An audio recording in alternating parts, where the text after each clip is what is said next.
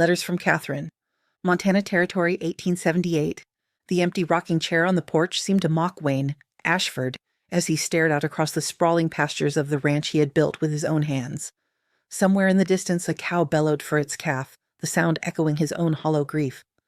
"Wayne? Wayne, are you listening to me?" He turned slowly to face his sister. Sarah Ashford Bennett stood in the doorway, her traveling clothes still dusty from the journey from Denver, her expression a look of both concern and exasperation. I said, "When was the last time anyone bathed those boys? Or properly cleaned this house?" She gestured behind her to the once beautiful ranch house now fallen into disarray. Unwashed dishes cluttered every surface. Clothing lay where it had been discarded, and the layer of dust spoke of months of neglect. "They're boys, Sarah. They get dirty."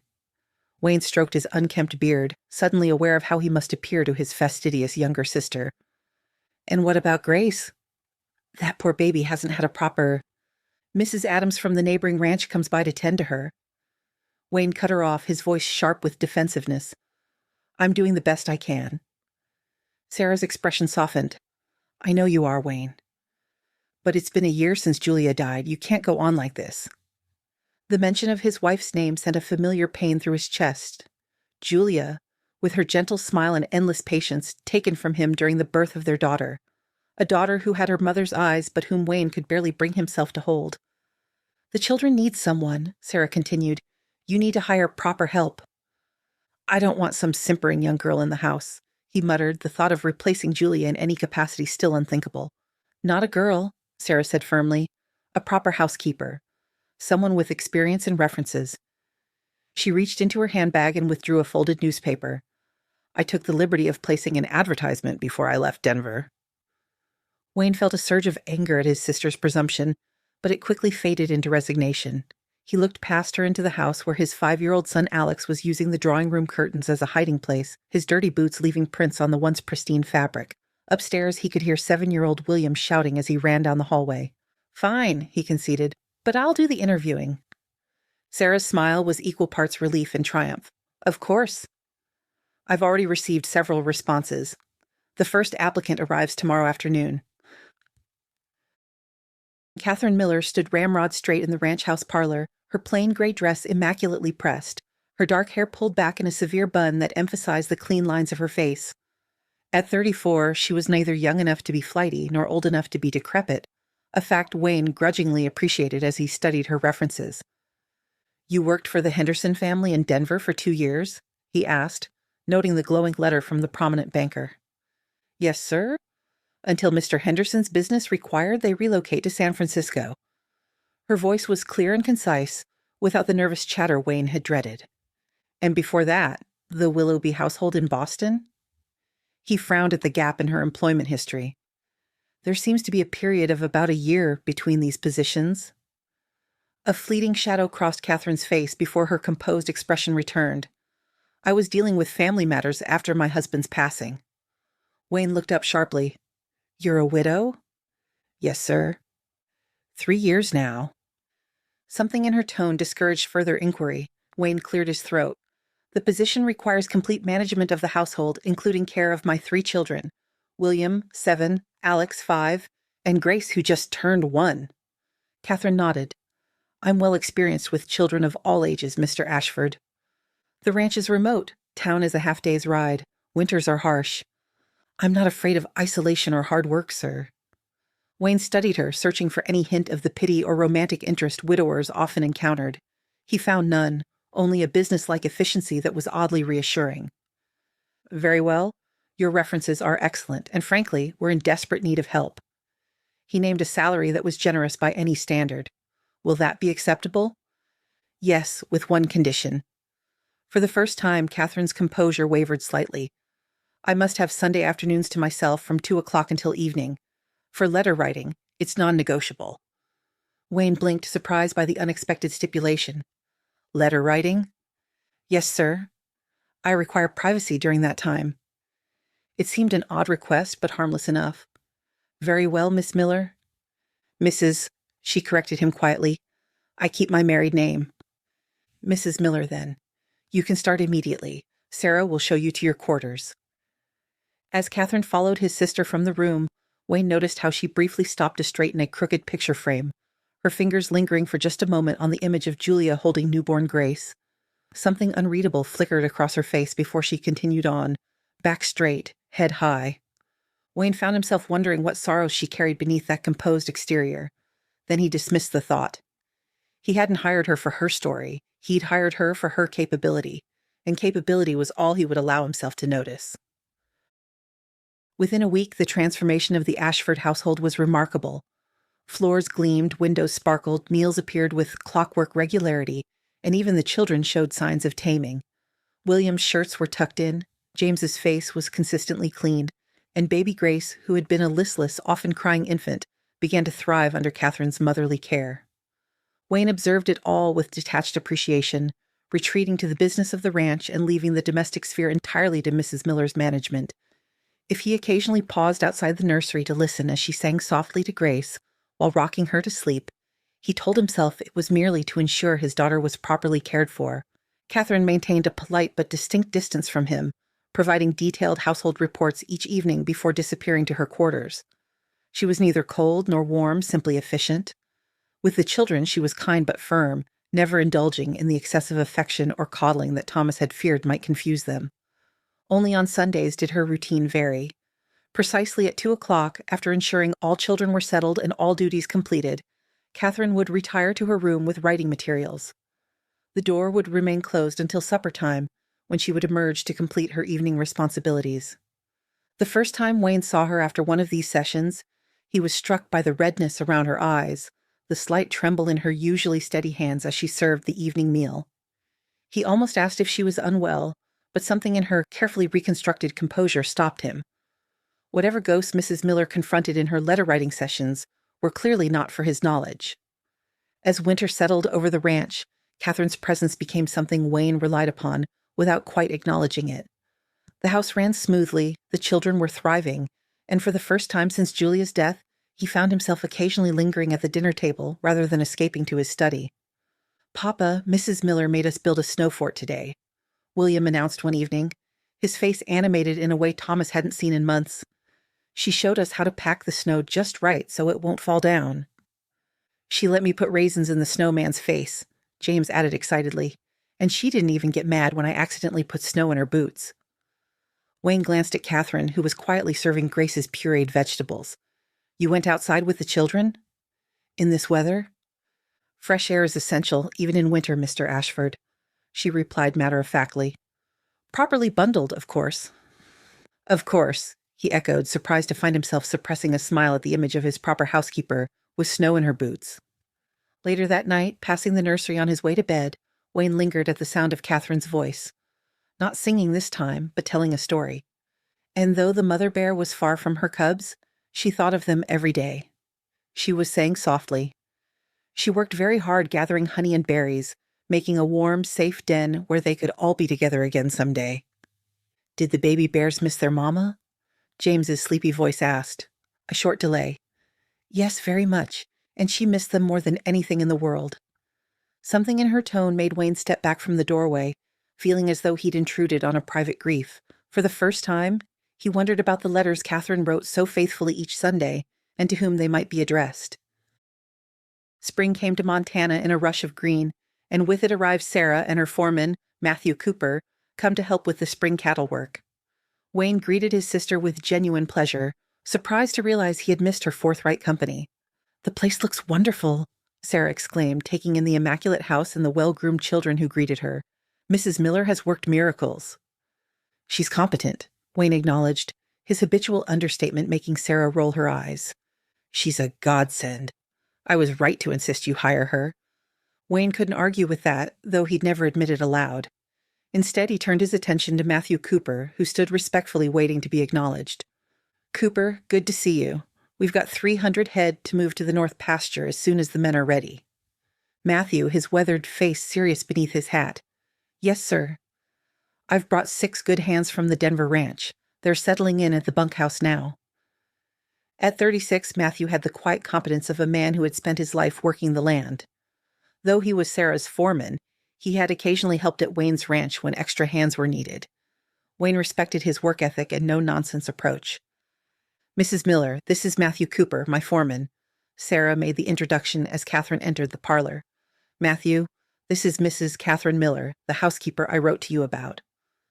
Catherine acknowledged the introduction with a polite nod. Mr. Cooper, will you be joining the family for meals during your stay? Something in Matthew's expression shifted as he looked at Catherine. There was a subtle focus, as though seeing something the others missed. If it's not too much trouble, ma'am. It's no trouble. Supper is at 6. With that, Catherine returned to her duties, seemingly unaware of Matthew's continued gaze. Over the following weeks, as the ranch bustled with spring activity, Wayne noticed small changes in the household routine. The window in Catherine's room that had been stuck shut all winter was suddenly operational. Fresh wildflowers appeared on the kitchen table each morning. The squeaky hinge on the garden gate fell silent. He might not have connected these improvements to Matthew Cooper if he hadn't come upon them one evening, as Catherine was gathering laundry from the clothesline. Matthew was securing a loose post on the line as Catherine folded sheets. My father always said anything worth building was worth maintaining properly, Matthew was saying, his usual reserve softened somewhat. Your father sounds like a wise man, Catherine replied, her voice conveying the same professional courtesy she extended to everyone. He was. Taught me everything about ranching and carpentry before the fever took him when I was 16. Catherine hesitated in her folding. You were young to lose a father. Old enough to work, though. Matthew tested the post, seemingly satisfied with his repair. Mrs. Bennett mentioned you've been keeping this place running smoothly. It shows. I merely do my job, Mr. Cooper. Some do their job. Others bring care to it. Matthew picked up his tools. There's a difference. Wayne retreated before either noticed him, oddly discomfited by the exchange. It wasn't the content. Nothing inappropriate had been said, but rather the tone. For the first time since her arrival, he'd heard Catherine speak with something other than efficient professionalism in her voice. There had been a warmth there, however slight, that he hadn't heard before. As the weeks passed, Wayne observed similar small interactions. Matthew fixed the loose step on the back porch while Catherine shelled peas nearby. Catherine set aside the best pieces of pie when Matthew worked late. Nothing overt, nothing improper. Just a quiet awareness between two people accustomed to keeping their thoughts to themselves. Most telling was a moment Thomas witnessed quite by accident. Returning from the far pasture earlier than expected one Sunday, he saw Matthew sitting quietly on the porch as the afternoon shadows lengthened. Catherine emerged from the house, her eyes downcast, and bearing the telltale redness that followed her letter-writing sessions. Neither spoke as she settled in the chair near him. They simply sat side by side, watching the sunset paint the distant mountains gold. There was an understanding in their silence that made Wayne feel strangely like an intruder on his own property. He found himself wondering what sorrows had carved similar hollows in both their hearts, creating a language of silence they both seemed to understand. The accident happened so suddenly that Wayne scarcely had time to react. James, always the more reckless of his sons, had climbed the barn rafters while the men were occupied with branding. His fall produced a sickening thud and a scream that brought everyone running. Don't move him, Catherine ordered sharply, kneeling beside the boy. Her practiced hands moved gently over his small body. James, tell me where it hurts most. The child's face was white with pain. My arm, he whimpered, and my head. Catherine looked up at Wayne, her professional demeanor firmly in place despite the emergency. I believe his arm is broken and he may have a concussion. I need my medical kit from my room. It's the large box in my wardrobe. Wayne rushed to the house, taking the stairs 2 at a time. Catherine's room was as neat as the rest of the household, with few personal possessions evident. He located the medical box quickly, but as he pulled it from the shelf, he knocked over a smaller wooden box sitting beside it. The contents scattered across the floor, papers, envelopes, a small inkwell. Cursing under his breath, Wayne hastily gathered the items, conscious of James waiting in pain. As he picked up the fallen letters, he couldn't help noticing they were all addressed in the same careful hand. My darling Elizabeth and Robert. One envelope had fallen open, the letter partially visible inside. Wayne glimpsed the opening line before he could look away. My precious children, another month has passed without word if these letters reach you. Stunned, he stared at the envelopes in his hand. Elizabeth and Robert, children. Catherine's Sunday letters were to her children, children who were not with her. A shout from the yard recalled him to the emergency at hand. Wayne quickly replaced everything in the box and returned it to the shelf, then hurried back with the medical kit. By evening, James was resting as comfortably as possible, his arm splinted and bound against his chest. Catherine had stayed by his side throughout, her calm competence a reassurance to both the injured boy and his worried father. "You've done this before," Wayne observed as Catherine prepared a willow bark tea for James's pain. "Unfortunately, yes. Children are prone to accidents, and doctors are not always readily available." She measured the dried bark precisely. "He'll need to be watched tonight for signs of concussion." "I'll sit with him," Wayne offered.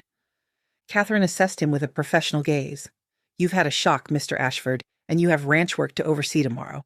I'll watch him tonight and wake you if there's any change."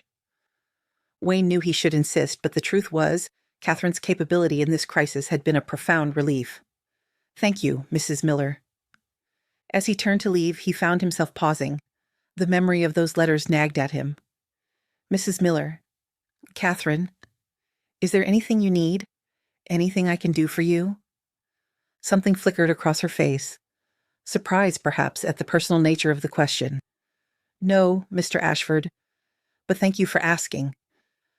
Wayne knew he had crossed some invisible line in their carefully maintained professional relationship. The knowledge of her letters, and the children they were addressed to, weighed on him as he left the room. For 3 days, Wayne wrestled with what he had learned. He observed Catherine with new eyes as she tended to James with gentle efficiency, helped William with his studies, and cared for Grace with the same devoted attention she had always shown. Only now he understood why she sometimes paused, a shadow crossing her face when William mastered a new skill or Grace took her tentative first steps. She was seeing other children in these moments. Her children, somewhere far away, were reaching similar milestones without her. On the 4th day, Wayne made his decision. He found Catherine in the kitchen garden harvesting early lettuce. "Mrs. Miller, I need to speak with you privately," he said, his formal tone making her look up sharply. "Is something wrong, Mr. Ashford? Is James's arm troubling him?" "No, nothing like that. Please come to my study when you've finished here." In the study, Thomas paced nervously, questioning his decision to confront her.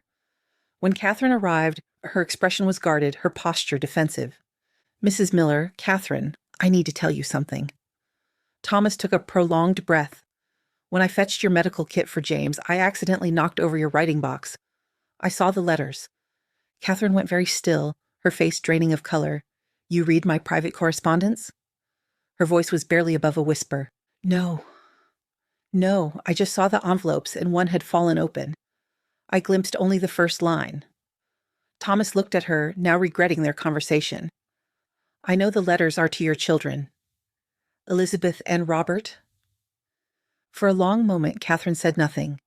Then she sank slowly into a chair, her composure cracking for the first time since she had arrived at the ranch. "Are you dismissing me?" she asked quietly. "What? No. Why would I?" "Because I didn't disclose their existence when you hired me." Her hands were clasped tightly in her lap, knuckles white. Many employers wouldn't want a housekeeper with divided loyalties. Wayne sat across from her, suddenly understanding her rigid self-control, her professional distance. "Catherine, please, tell me about them." The dam broke, with halting words at first, then in a rush, Catherine told him about Elizabeth, now 10, and Robert, 8, children born of a marriage that had been more practical than passionate. Her husband, a store clerk of modest means, had died suddenly of pneumonia, leaving her penniless. His family always thought he married beneath him, she explained, her voice hollow with old pain. "When I couldn't pay the rent and couldn't feed the children properly, they stepped in. They said they would take better care of their grandchildren than a penniless widow could." "They took your children?" Thomas was aghast. Catherine's eyes were glowing with unshed tears. "I had no legal recourse, no money for lawyers. They moved to Boston, taking Elizabeth and Robert with them. They permitted me to say goodbye, but made it clear I was to have no further contact." "But the letters? I write to them every week and send them every month." "I don't know if they're received." Her voice broke. "I don't know if my children even remember me anymore." "How long has it been?" 3 years. Catherine straightened, visibly gathering her composure. "I took this position because it paid better than most. I've been saving. Someday, when I have enough, I'll go to Boston. Try to see them, at least." Wayne sat back, a new understanding washing over him. For a year, this woman had cared for his children while separated from her own. She had maintained her dignity and professionalism while carrying a grief that matched his own. "I'm so sorry, Catherine," he said simply. "I don't want pity, Mr. Ashford." "Not pity? Understanding." Thomas leaned forward. "And I want to help." That evening, after the children were asleep, Wayne sought out Matthew Cooper. He found the foreman on the porch, whittling a small wooden horse by lamplight. "Cooper, I need to speak with you about a delicate matter." Matthew set aside his carving, giving Wayne his full attention. "Sir?" He related Catherine's story, careful to present only the facts, without betraying the raw emotion of her confession. When he finished, Matthew's weathered face was grave. "Poor woman," he said quietly. "No mother should be separated from her children." "I agree." "That's why I'm telling you this." Wayne leaned against the porch railing. "Sarah mentioned you have connections in Boston from your time working cattle drives east." "Yes, my cousin owns a livery there. He knows most of the city." "Could he help locate Catherine's children? Perhaps find out how they're being treated?" Matthew was silent for a long moment, his expression unreadable in the dim light. "Why are you asking me this, Mr. Ashford?" "Why not hire an investigator?" Wayne sighed. "Because this needs a personal touch, not a professional one, and because I've seen how you look at her, Cooper." The foreman's posture stiffened slightly. "I've never been anything but respectful toward Mrs. Miller. I know that, and I know you understand loss in a way few do." Wayne had heard from Sarah about Matthew's past, a wife and infant son taken by scarlet fever years ago. "Will you help her?" Matthew's answer was simple. "Yes." The next morning, Wayne watched from his study window as Matthew approached Catherine in the kitchen garden. He couldn't hear their conversation, but he saw Catherine's initial shock, the way her hand flew to her mouth, the cautious hope that transformed her usually composed features. When she looked toward the house, her eyes meeting Wayne's through the window, the gratitude in her expression made his throat tight with emotion. Accepting her silent thanks, he turned away to give them privacy. That night, as he checked on his sleeping children, he found himself contemplating how Catherine's presence had changed their lives. William was excelling at his studies under her patient guidance. James, even with his broken arm, was less wild, more thoughtful. And Grace, his daughter, who had Julia's eyes, was blossoming into a happy, secure toddler who reached for Catherine with complete trust. All this Catherine had accomplished while carrying her own burden of loss. Wayne thought of Julia, of how she would have admired such strength. For the first time, he allowed himself to acknowledge that his children weren't merely surviving in the absence of their mother. They were thriving, thanks to a woman who understood the value of what they had lost. The weeks that followed brought subtle changes to the household rhythm. Catherine maintained her professional efficiency, but there was a new energy about her, a cautious hope that softened her features and occasionally allowed glimpses of the woman beneath the composed exterior. Matthew sent telegrams to his cousin in Boston, each response bringing more information about the Millers. They were a respected merchant family living in a fine house on Beacon Hill. Elizabeth and Robert attended a prestigious school, were well-dressed and apparently healthy, but according to discreet inquiries, seemed quiet and withdrawn compared to their peers. "They're not mistreated," Matthew reported to Catherine one evening as they sat on the porch, Wayne deliberately lingering within earshot while pretending to read. "But my cousin's wife observed them in the park. She said they didn't laugh like the other children." Catherine's hands trembled slightly as she folded the telegram. "But they're well? Healthy?" "By all accounts, yes. And—" Matthew hesitated. "My cousin managed to speak with a household maid. She confirmed your letters never reached the children. Their grandmother intercepts all mail." A small sound escaped Catherine, somewhere between a gasp and a sob. "They think I abandoned them." "We don't know that," Matthew said gently. "Children remember more than adults give them credit for." Elizabeth was 7 when they took her. Robert was only 5. Catherine's voice was hollow. "The same ages as William and James when I came here?" The parallel hadn't escaped Wayne. Perhaps that explained Catherine's particular patience with his sons, her understanding of their grief and confusion after losing their mother. "What will you do?" Matthew asked quietly.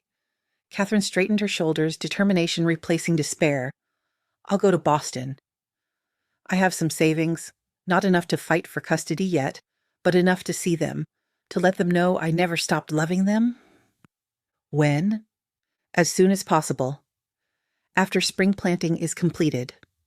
She glanced toward Wayne, aware he was listening. I wouldn't leave Mr. Ashford without proper help during the busy season. Wayne set aside his book. Your children should come first, Catherine. We managed before you came. We can manage while you're gone. Thank you, but I honor my commitments. Her voice held the quiet dignity that had characterized her service from the beginning. And I've grown attached to your children. I wouldn't leave them without preparation. Wayne understood what remained unsaid. Catherine feared another loss, another separation that would compound her grief. She would need time to prepare not only his children but herself for their parting, even if temporary. Take whatever time you need, he said simply. Your position will be waiting when you return. Later, after Catherine had retired for the evening, Matthew lingered on the porch with Wayne. The foreman seemed uncharacteristically hesitant. Mr. Ashford, with your permission, I'd like to accompany Mrs. Miller to Boston. Wayne wasn't surprised by the request. He'd observed the quiet attention Matthew paid to Catherine, the small kindnesses that spoke louder than words. She'll refuse if she thinks it's charity, Wayne warned. Matthew's weathered face creased in a rare smile. I'm aware. I've told her I have business in Boston. It's a partial truth, as I do need to meet with cattle buyers there. Wayne studied the man before him. Matthew Cooper wasn't one for grand gestures or flowery words, but there was a steadiness to him, a quiet strength that complemented Catherine's carefully maintained composure. You care for her? Wayne stated simply. I respect her, Matthew replied, neither confirming nor denying the deeper implication. No one should face such a journey alone. Wayne recognized in Matthew's restraint the same careful consideration Catherine showed in all her interactions. Neither would rush into emotional entanglements, especially with Catherine's focus fixed firmly on reuniting with her children. Permission granted, Thomas said. Take as long as necessary. The evening before their departure found Catherine in the nursery, reading a final bedtime story to the children. Wayne paused in the doorway, struck by the picture before him. William and James were tucked on either side of her, in the large rocking chair, while Grace sat in her lap, her eyes fixed on pictures in the book. But how long will you be gone? William asked, his voice betraying the worry he tried to hide. Not long, Catherine assured him. A few weeks at most. Will you bring your children back with you? James asked. Catherine's hands stilled on the book. I don't know, James. Their grandparents have legal custody of them, but I hope at least to see them, to explain why we've been apart. They're lucky, William said quietly, to have a mother who loves them enough to travel so far. Wayne saw Catherine's eyes fill with tears as she hugged his son close. And you three are lucky to have a father who loves you very much, she said, looking up to meet Wayne's gaze over the children's heads. Later, after the children were asleep, Wayne found Catherine in the sitting room, carefully packing the letters she had written over the years into a small traveling case. I wanted to thank you, he said quietly, for everything you've done for my family. Catherine looked up, her composure momentarily stripped away to reveal genuine emotion. Your children brought healing to me, Mr. Ashford. When I came here, I was hollow. Caring for them helped me remember who I was before I lost Elizabeth and Robert. Wayne, he corrected gently. After all this time, I think you can call me Wayne. A small smile touched her lips. Wayne, I have something for you. He held out an envelope. It's not charity, he added quickly, seeing her expression. Consider it an advance on your wages, or a loan if you prefer. But Boston is expensive and legal consultations even more so. Catherine hesitated, her pride warring with practicality. I can't. You can, he insisted. And you will, because it gives you better odds of bringing your children home? Isn't that worth more than pride? Unhurriedly, she accepted the envelope. I'll repay every cent. I know you will. Thomas shifted uncomfortably, unused to expressing gratitude directly. Catherine, I want you to know, Julia would have approved of you, of how you've cared for our children.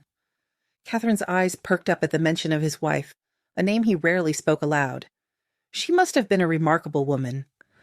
She was? Wayne found to his surprise that speaking of Julia brought a bittersweet warmth rather than the sharp pain he'd grown accustomed to. She would have wanted the children to be happy, to be loved. You've given them that. They make it easy to love them, Catherine said softly. A noise from the doorway made them both turn. Matthew stood there, hat in hand, looking apologetic for the interruption. Sorry, I didn't mean to intrude. Just wanted to confirm our departure time tomorrow. 6:00, Catherine replied, her professional demeanor sliding back into place, though not as completely as before. I'll have breakfast prepared before we leave. No need, Wayne interjected. Sarah will handle the household while you're gone. He looked to Matthew. Take good care of her, Cooper. I will, sir. The simple promise carried the weight of absolute certainty. As Wayne left them to finalize their travel plans, he reflected on the strange journey that had brought them all to this point. A year ago, he had been drowning in grief, his children neglected in the wake of their mother's death. Now, though still changed by loss, they were moving forward. All of them, including himself. And Catherine Miller, the stern, efficient housekeeper who had transformed their lives, was finally taking steps toward healing her own broken heart.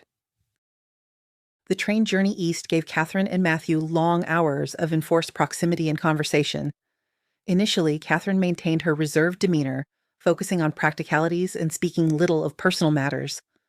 But as the vast Montana plains gave way to the more populated landscapes of the Midwest, something in her began to unbend. Perhaps it was Matthew's steady presence, his lack of pity or judgment, or simply the increasing proximity to her children. Whatever the cause, Catherine found herself sharing stories she had kept locked away for years. Elizabeth was always collecting things, she told Matthew as they watched the sunset from the train window. Stones, feathers, odd buttons. She kept them in a cigar box her father gave her. I wonder if she still has it. What about Robert? Matthew asked, his deep voice gentle. Catherine smiled, remembering. He sang constantly. Made up little songs about everything he saw, drove his father to distraction, but I loved it. You'll hear him sing again, Matthew said with quiet confidence. When Catherine's courage faltered as they approached Boston, Matthew's steadfast support never wavered. The night before their arrival, as the train clattered through the darkness, Catherine finally voiced her deepest fear. What if they don't remember me? Or worse, what if they remember but don't forgive me for not fighting harder to keep them? Matthew considered her question with the same thoughtful attention he gave to all matters. Children understand love, Catherine. Even when they don't understand the circumstances. How can you be so certain? She asked. Something in his expression shifted, revealing a glimpse of old pain. Because I lost a child, too. My son was only 6 months old when the fever took him and my wife. Catherine's hand moved instinctively to cover his. I didn't know. I'm so sorry. It was 9 years ago, but I know this. If my John had lived, had been taken from me somehow, no amount of time or distance would have erased the bond between us. His large, work-roughened hand turned to hold hers gently. Your children will know you, Catherine. Trust in that. The connection between them in that moment transcended words. Two souls who had endured profound loss, recognizing in each other the strength it had taken to continue living. Boston, when they arrived, was overwhelming after the open spaces of Montana. The noise, the crowds, the towering buildings all conspired to make Catherine feel small and powerless. But as they approached Beacon Hill in a hired carriage, her determination returned. The Miller residence was an imposing brownstone with polished brass fixtures and immaculate steps. Catherine stared up at it, trying to imagine her lively, curious children living within its austere walls. Would you like me to come with you? Matthew asked quietly. Catherine squared her shoulders. No. This first meeting should be just me, but knowing you're nearby gives me courage. With that, she ascended the steps and rang the bell, clutching her bundle of letters like a shield. The butler who answered was appropriately dignified, his disapproval evident when Catherine requested to see Mr. and Mrs. Miller. The family is not receiving visitors without appointments, he informed her coldly. Please tell them Catherine Miller is here to see her children, she replied, her voice steadier than she felt. The mention of her name produced a visible reaction. The butler's eyes focused on her before his professional mask returned. Wait here, please. The minutes stretched endlessly as Catherine stood on the doorstep, heart pounding. Finally, the door reopened to reveal a thin, elegant woman with steel-gray hair and a disapproving expression. Catherine? The single word held years of disdain. What are you doing here? Hello, Margaret. Catherine met her mother-in-law's gaze directly. I've come to see Elizabeth and Robert. That's impossible. The children are at their lessons.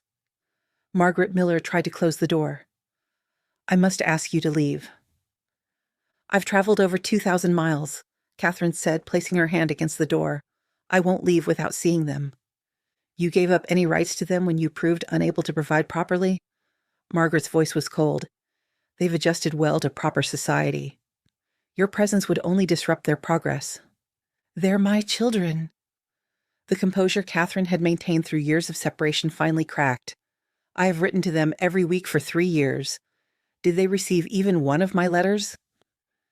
Something flickered across Margaret's face. Guilt, perhaps, or simple annoyance at being confronted.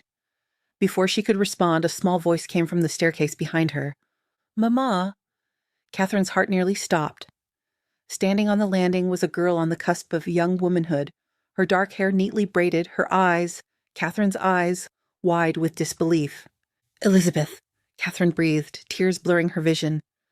The girl rushed down the stairs, ignoring her grandmother's sharp command to stop. She halted a few feet from Catherine, uncertainty warring with hope on her young face. Is it really you? Elizabeth whispered. Grandmother said you didn't want us anymore. No, my darling girl, never. Catherine's tears flowed freely now. I've thought of you every day, written to you every week. Elizabeth's hand went to the small locket at her neck. It was the same locket Catherine had placed there the day they parted. I kept your picture, she said. Robert and I look at it every night before bed. A small figure appeared at the top of the stairs, a boy of 8 with solemn eyes and his father's serious mouth. Robert stared down at the scene, frozen in place, until Elizabeth called to him. Rob? It's Mama. She's come for us. The reunion that followed was both joyous and heartbreaking. Catherine held her children close, breathing in the scent of them, noting all the ways they had changed and grown in her absence. Elizabeth was taller, more poised, on the edge of adolescence. Robert was reserved at first, but gradually melted into her embrace, his small body remembering the comfort of his mother's arms. Margaret Miller watched with thin-lipped disapproval, joined shortly by her husband, whose imperious demands that Catherine leave fell on deaf ears. It was only when he threatened to call the authorities that Matthew Cooper, who had been waiting patiently outside, stepped into the fray. His approach was not confrontational but respectful, his manner dignified despite his frontier clothing. He addressed the elder Millers with a deference that caught them off guard. Mr. and Mrs. Miller, I understand your concern for your grandchildren's welfare, he said calmly, as would any loving grandparents, but surely you can see that these children have missed their mother deeply. And who might you be? Mr. Miller demanded. Matthew Cooper, sir. I work for the Ashford family in Montana Territory, where Mrs. Miller is currently employed. Matthew's steady gaze met the older man's without wavering. I've come to propose a compromise that might benefit everyone concerned, especially Elizabeth and Robert. His suggestion was simple but inspired. The children would visit Montana for the summer, giving them time with their mother while allowing the grandparents to maintain legal custody. After the visit, all parties would reassess the arrangement with the children's best interests in mind. Absolutely not, Mr. Miller began, but Elizabeth interrupted, showing a spirit Catherine was proud to see. Please, grandfather. We want to go with Mama, just for the summer, please. It was Robert, silent until now, who turned the tide. Looking directly at his grandfather, he spoke with quiet certainty. I remember the songs Mama used to sing. I still sing them sometimes when no one can hear. The simple statement, revealing the depth of the children's private longing, seemed to penetrate Mr. Miller's stern exterior. He looked at his wife, then at the children, and finally at Catherine. The summer only, he conceded reluctantly, and we will require regular letters confirming their welfare. Catherine could scarcely believe what she was hearing. Thank you, she managed. You won't regret this decision. As they left the house, Elizabeth and Robert chattering excitedly about the coming adventure, Catherine caught Matthew's eye over their heads. The gratitude she felt was beyond words, but he seemed to understand, acknowledging her silent thanks with a small nod. For the first time in 3 years, Catherine's heart felt truly whole. The return to Montana was a journey of rediscovery. Catherine watched her children's wonder at the vast landscapes, their excitement growing as they approached the ranch. Elizabeth, initially reserved like her mother, gradually revealed a quick wit and intelligence that delighted Matthew.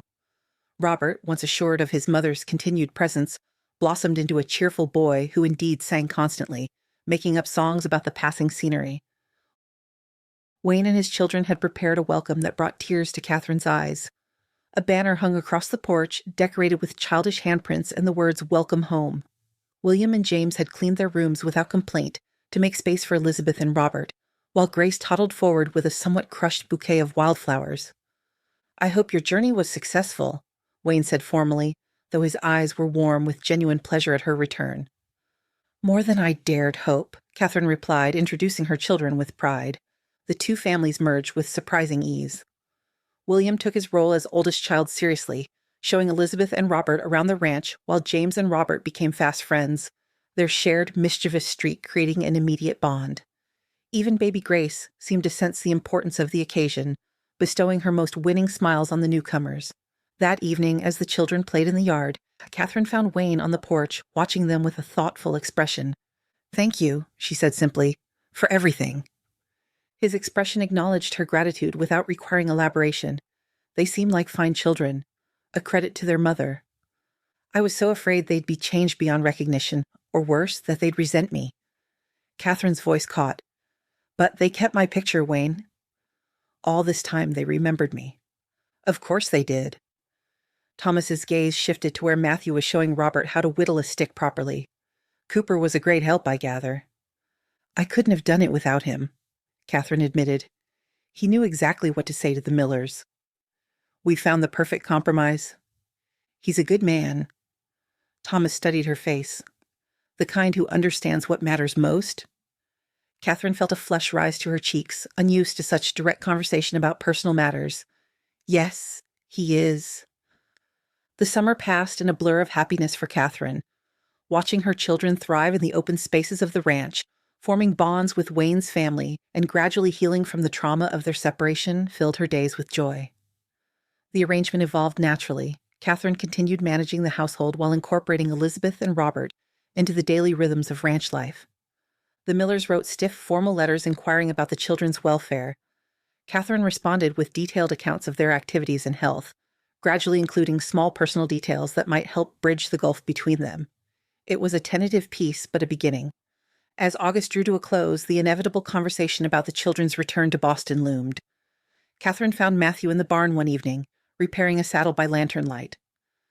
"They're due back in Boston in 2 weeks," she said. Matthew's hands continuing their skilled work. "What are you thinking?"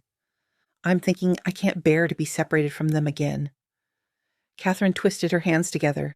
"But I gave my word they would return, and I have no legal right to keep them." "What do the children want?" "To stay, of course. Elizabeth especially. She's flourishing here in a way she never did in Boston." Catherine sighed. "But wanting isn't always enough, is it?" Matthew set aside his work, giving her his full attention. "Sometimes it's a start, though." His steady presence had become a comfort Catherine had come to rely on over the summer. Without conscious decision, she found herself moving closer, drawn to his quiet strength. "I've been thinking," Matthew said carefully. "The Millers' main objection was your ability to provide for the children." "Yes, and they weren't wrong? A housekeeper's salary isn't enough to support 2 growing children properly." The admission still stung her pride. But a ranch foreman's salary combined with a housekeeper's might be... Catherine went very still, her eyes searching his face. "Matthew, what are you saying?" He took her hand, his touch gentle despite his calloused fingers. "I'm saying I care for you, Catherine. And for your children. I believe we could build something good together. If you're willing." "Are you proposing marriage?" Catherine asked, her voice barely above a whisper. "I'm proposing a partnership," Matthew clarified. "One based on mutual respect and understanding. Romance may or may not follow. That would be for us to discover together." The honesty of his offer touched Catherine deeply. This wasn't a grand passion like the poems described, but something more enduring.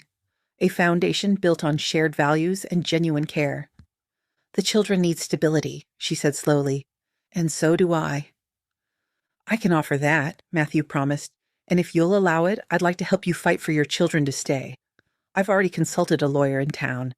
There might be a case, especially if we can provide a proper home." Catherine thought of her first marriage. It had been a union entered from practical necessity rather than deep connection. What Matthew offered was different. A choice made with clear eyes and open hearts, a beginning rather than an ending. "Yes," she said finally. Yes, I think we could build something good together. The smile that transformed Matthew's usually serious face was like sunrise breaking over the mountains. 1 year later, Catherine sat at her desk in the small house Matthew had built on Wayne's land. It was close enough for her to continue helping with the Ashford children during the day, but with privacy for their blended family. Before her was a half-written letter to the Millers, detailing Elizabeth and Robert's progress in school and their activities on the ranch. The legal battle had been difficult but ultimately successful. The Millers faced with the children's clear preference and the stability of Catherine's new circumstances. But then the unthinkable happened. Mrs. Miller had fallen, breaking her hip, which had rendered her an invalid. While Catherine felt bad for the older woman's injury, it had made it so the judge awarded her full custody of her children. When she told Elizabeth and Robert what had happened to their grandmother, neither had shown sorrow that they wouldn't be spending part of the year with them. "We'd rather live with you." "It's where we belong," Elizabeth had explained. Outside the window, Catherine could see Robert teaching Grace to feed the chickens, their laughter carrying on the clear Montana air. From the barn came the sounds of Elizabeth and William arguing good-naturedly about the proper way to saddle a horse. The door opened behind her and Matthew entered, carrying building plans. "Wayne approved the addition," he announced. "We can start construction next week." Catherine smiled, rising to examine the drawings for the expanded house. Their partnership had indeed grown into something deeper over the past year, a love built day by day through shared work, mutual respect, and the joy of creating a family together. "It's perfect," she said, leaning against him as they studied the plans. "There is room for everyone to grow." Matthew's arm slipped around her waist, a gesture that had become natural between them. "I thought we might invite Sarah and Wayne for supper to celebrate." The children could all play together. The mention of all the children warmed Catherine's heart. In Matthew, her children had found not a replacement for their father, but a man who valued them for themselves and treated them with consistent kindness. Similarly, she had developed a genuine affection for Wayne's children, continuing to care for them with the same dedication she showed her own. "A perfect idea," she agreed, turning to kiss him lightly, another gesture that had grown more natural with time. Later, as the combined families gathered around the table, Catherine looked at the faces illuminated by lamplight. Wayne, still sometimes grave but healing, with Grace on his lap. William and Elizabeth were deep in conversation about a book they'd both read. James and Robert plotted some adventure for the following day. And Matthew, catching her eye across the table with a smile that spoke of shared satisfaction in the life they were building together. From grief and separation had come an unexpected harvest. A family formed not by convention but by choice, built on understanding, respect, and a love that had grown slowly but surely, like the Montana wildflowers after winter's long sleep.